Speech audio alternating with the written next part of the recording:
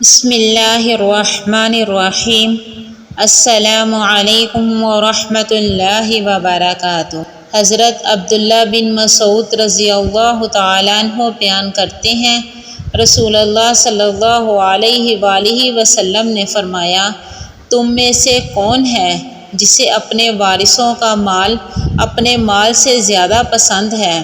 صحابہ نے عرض کیا،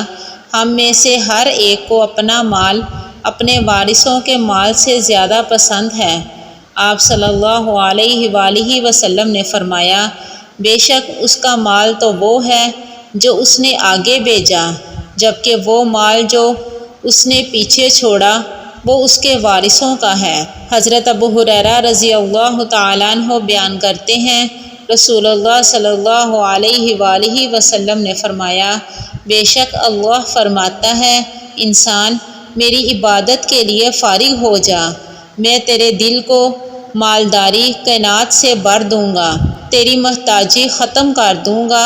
اور اگر تو ایسے نہیں کرے گا تو میں تمہیں کاموں میں مصروف کر دوں گا اور تیری محتاجی ختم نہیں کروں گا۔ حضرت انس رضی اللہ تعالیٰ عنہ بیان کرتے ہیں،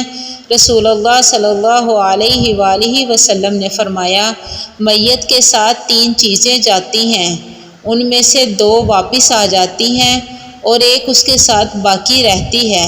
اس کے گھر والے،